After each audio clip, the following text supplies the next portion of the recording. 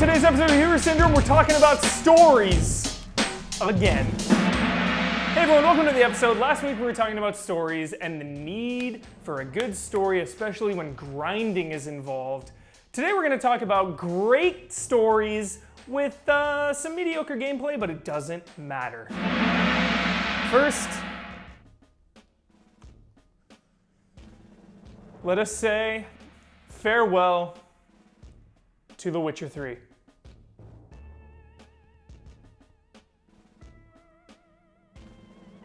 The Witcher 3 Wild Hunt has finally come to an end with the recent release of Blood and Wine.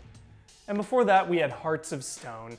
It's bittersweet, but we must finally say goodbye to Geralt and Yennefer and The Witcher 3 Wild Hunt after an incredible game and two of arguably the best expansions I've ever played. Yeah, write that down.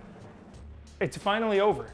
And I didn't find myself playing The Witcher 3 for its incredible combat or deep horseback riding.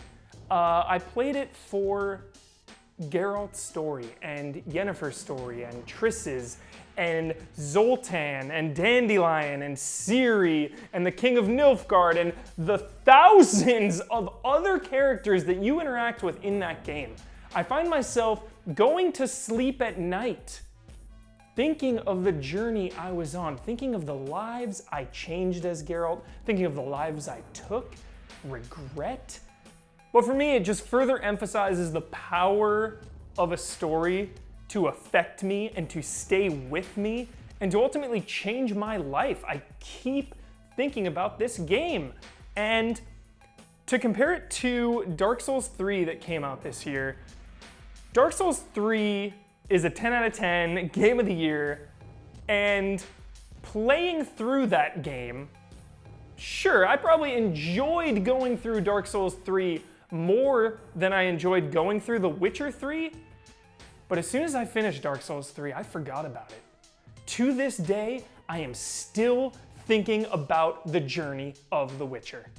I love Dark Souls 3. Do not attack me. Dark Souls 3, 10 out of 10. It's okay. Next up is a game that I absolutely adore, and it plays like trash. It's Enslaved Odyssey to the West. Ninja Theory just can't catch a break. Enslaved doesn't look very good. It controls like hot garbage. Combat is very basic and bland, and just overall the game is rough around the edges. But the powerful emotion between Trip and Monkey is what really drove me through that game, and it still stays with me today. I always think about that ending. It's a little ridiculous, but it's beautifully haunting, as New York Times as that sounds.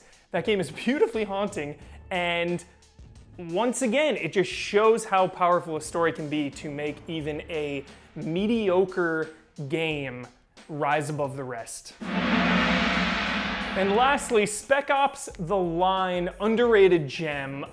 Traditional military shooter, third person, doesn't blow anybody away with its combat or gameplay, but the story affected me on a personal level. We can't go into it too much to avoid spoilers, but if you're in the mood for some dark storytelling, check out Spec Ops: The Line.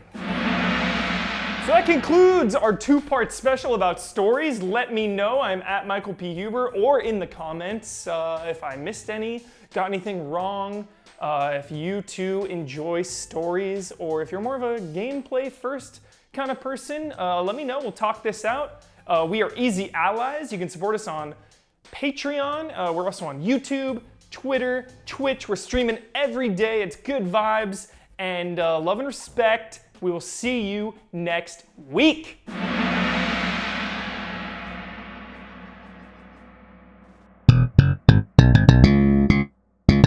It's time for Hero Syndrome. A minute ago we were talking about Spec Ops: The Line. Let's get disturbing. If you want a movie that's similar, check out Apocalypse Now. If you haven't watched it, remedy this situation now, soldier.